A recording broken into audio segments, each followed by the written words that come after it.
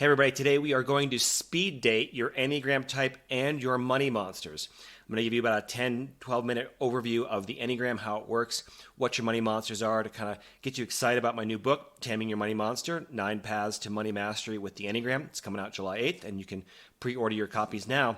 But let's just jump into the Enneagram. For those of you who are unfamiliar with it, it's a robust personality system with 9 distinct archetypes. It's kind of like getting the user's manual for your ego, teaching you how to drive it with a little bit more skill and grace. And in my journey from Marine to monk to money manager, it's a crazy backstory. My resume looks like it was designed by Salvador Dali on a sugar high. But all those wildlife experiences gave me some unique perspectives on money. And what I've learned through it all is that most of our money issues, they're really not about money at all. They're really about trauma. And, some of us have more of it than others, but kind of let that sink in for a moment. Your financial behaviors, whether you're anxiously hoarding wealth or overspending or just compulsively checking your bank account, it typically has more to do with your deepest psychological wounds than anything else. And as Richard Rohr, a famous dude, once said, if we don't transform our pain, we will most assuredly transmit it. And since money is a tool for most actions, it easily transmits our trauma.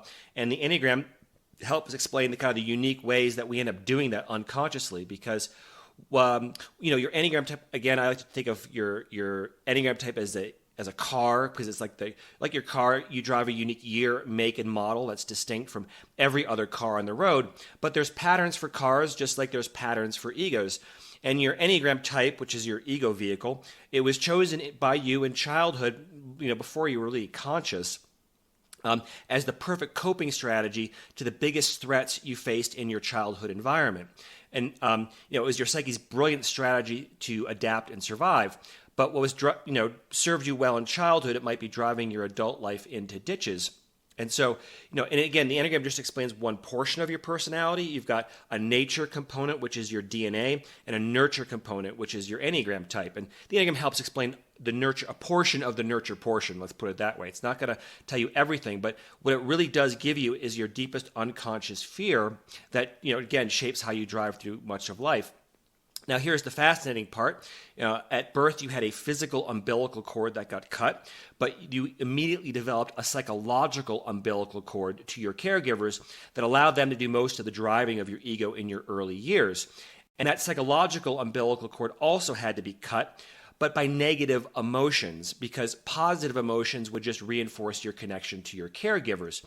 And the latest research in neurobiology suggests that this psychological cord cutting could only be done by one of the big 3 negative emotions, which are anger, sadness, and fear, which give us these 3 triads of the Enneagram.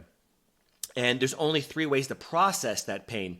You can either externalize it, which is like having a food fight with the world, or you can internalize it, and that's like kind of giving yourself this emotional wedgie, or a lucky few of us do both. Now, the pain from this cord cutting is what I call your sacred wound. And again, that's going to give us your deepest unconscious fear, which we're going to explore here right now. So let's do a quick speed date test with the quick speed date with the Enneagram. Let's run through the 9 types really quick, see if any of these resonate with you. Then we'll layer on top of that your money monsters. Okay, so starting off with type 8, the challenger, they're the Humvee of egos because they can easily run over any obstacle in their path. Their sacred wound was externalized anger at the injustices in the world around them, which then creates their greatest unconscious fear of being harmed or controlled. So they like to take charge and stay in control. Just don't expect them to be fuel efficient with their opinions. All right, so let's jump over to type 1, the improver. They're sort of like the BMW of egos. They're precision engineered, but requiring a fair bit of maintenance because their cord was cut by internalized anger at themselves for not being perfect or being able to live up to some impossibly high standard that was in their childhood environment, which creates their greatest fear of being bad or defective. So they're always trying to improve themselves or, more annoyingly, the people around them. Okay, jumping over to type 9, we've got the peacemaker. I call them the RV of egos because they often like to chill out, take it slow, and hang out at the campground while the world passes them by. Now, their psychological umbilical cord was cut by internalized and externalized anger at a world that just seemed indifferent to their needs. And so that's like a volcano of rage inside them that they never want to touch or tap into, because their fear is that their anger could unleash, rip them apart, and create a loss of wholeness. So they avoid conflict or making waves. Now, jumping over to type 2, we've got the helper. I call them the ambulance of egos, because they're always rushing around rescuing other people. Their cord was cut by externalized sadness, meaning they feel sad or ashamed about how they think other people perceive them, which then creates their greatest fear of being unlovable, which is sort of why they're always running around rescuing and helping other people to sort of earn love and validation. Then if we jump over to type 4, the individualist, or I call them the custom car, because they need to look different from everybody else on the road, even if it means painting their car purple neon and driving it backwards. So their cord was cut by internalized sadness, meaning they feel sad or ashamed about how they perceive themselves, which creates their greatest fear of not having a unique place in the world or a unique identity. So they're always trying to stand out and stand apart by being different. And then if we jump over back in the middle here with type 3s, the achiever, like me, I'm a type 3. I call us the race cars, because we're always zooming towards the next goal, but leaving our authentic selves in the dust as we mass change to people please the people around us. Now, our psychological umbilical cord was uncut by internalized and externalized sadness. So we feel sad or ashamed about how we perceive ourselves and about how we think others perceive us, which creates our greatest fear of being worthless, which is why 3s are always running around doing stuff like YouTube videos in order to win validation and approval. All right, then we got to jump over to type 5s, the investigators. I call them the compact car because they have a very small gas tank for social interaction, but they can fit into tight mental spaces where the rest of us might fear to tread. Now, their psychological umbilical cord was cut by internalized fear at themselves, meaning they don't trust their own abilities, which creates their greatest fear of being helpless or incompetent, which makes them strive to be extremely self-reliant and capable and competent in whatever their field or discipline happens to be. But they tend to take a lot of information in, but they don't tend to a lot of let out, and they kind of can get easily stuck in their own heads as they try to figure the world out before they speak or they act. All right, then we've got type 7s, the SUVs. The 7s are the enthusiasts, and I call them the SUV because they're ready for any adventure, go off-road, go anywhere, so long as it doesn't involve facing their pain in the present moment. Now, their cord was cut by externalized fear at a world that just didn't meet all their needs, which creates their greatest unconscious fear of being in pain or privation. And since pain and privation happen in the present moment, that's the place 7s have a hard time living. So they're always looking for the next experience, the next adventure, living in the future, and they have serious fear of missing out, right? And that keeps them out of the present moment where their pain might be. And then, of course, we've got type 6s to wrap it up. Type 6s are the skeptic, or I call them the family sedan of egos, because they want every safety feature imaginable, including a few they invented themselves. Because their cord was cut by internalized and externalized fear, which makes the world a very scary place for them to live in. So what their greatest unconscious fear then is being without support or guidance to help navigate life's difficult challenges. That's a quick speed date with the 9 types. Now let's look at how money enters into the picture here. So each type has what I call 2 money monsters, one that's anxiously attached to money and one that's fearfully avoidant. Now, I call this the attachment theory of money. And if you're anxiously attached to money, you might be sort of like Ebenezer Scrooge, driving your financial life with perpetual road rage, to tight-fisting the steering wheel. Or if you're avoidant, you tend to push money away. You just hate dealing with it, don't want to face it, don't want to work with it, and so you kind of have this avoidant relationship towards it. Of course, most of us have what I call a jumbled style, meaning we're anxious in one area of our finances but avoidant in another. But to become what I call a money master, you need to excel at the 4 pillars of finance. And the 4 pillars of finance are earning, saving, investing, and giving. And now, for example, you might be an anxious earner who makes a lot, but then you avoid savings because you spend everything on status symbols or whatever makes you feel important, and so all your money goes out the window. Or you might be an anxious investor, compulsively checking your investments and have a really robust portfolio, but giving back to the community and actually doing something good with your wealth in the world might be a struggle for some folks.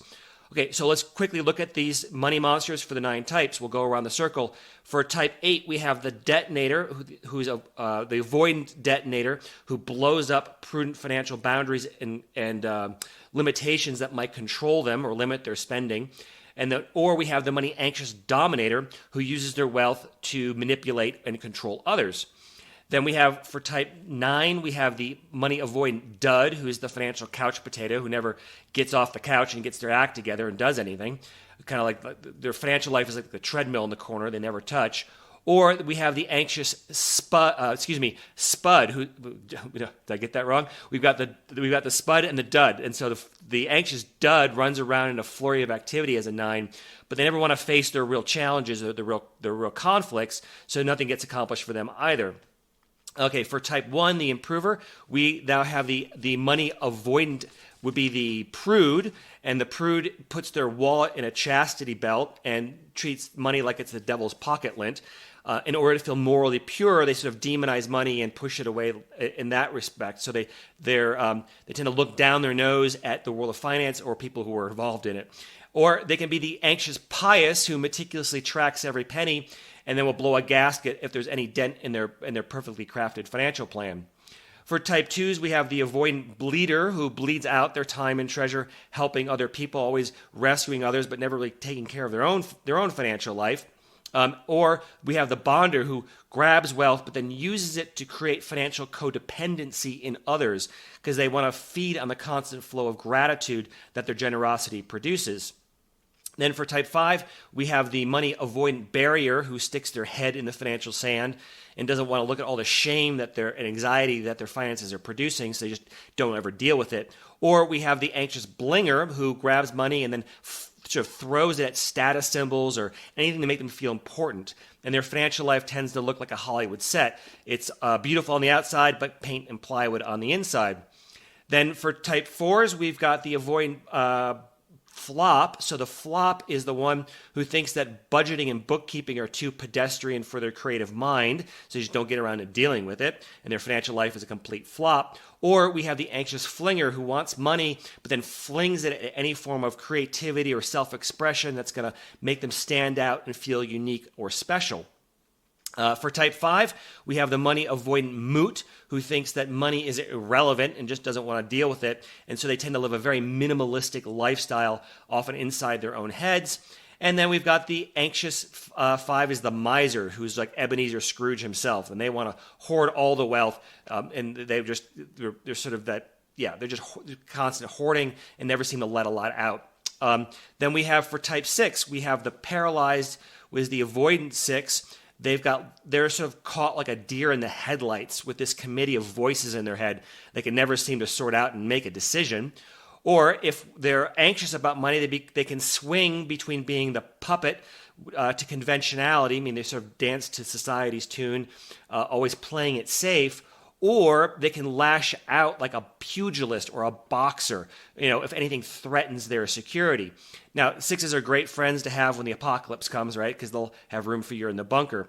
But if we've got, then over to type 7s, we've got the avoidant gorger, who when money comes in, they sort of gorge on hedonistic experiences like the prodigal son, and their financial life tends to be a bit of a wasteland. Or they can be the grabber, who wants lots of money because they think it's going to protect them from pain or ever being in privation.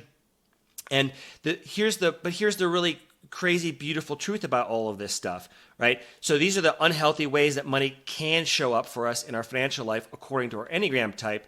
But money, it isn't good or evil. We get often caught in this dualistic trap about money. We want to put it in these simplistic boxes, but it's not good or evil. It's just a tool, like a hammer, that you can use to build something beautiful or whack yourself on the thumb. So that's our quick speed date of the money monsters, and I encourage you to just get curious about them. What are these money monsters trying to tell you? What wounds are they protecting you from? And then really what fear lies behind them. Because your financial story, it doesn't need to be a horror show starring your money monsters. It really can be a hero's journey where you face your dragons and claim your treasure. And then most importantly, use your wealth as a tool for love and service to a suffering world. Now, for more tips and tricks, for more depth on this, you can check out my new book, Taming Your Money Monster, 9 Paths to Money Mastery with the Enneagram. It comes out July 8th, but it's available for pre-order from booksellers everywhere. And I hope your journey to money mastery is filled with insight, healing, and ultimately joy. Have a great day.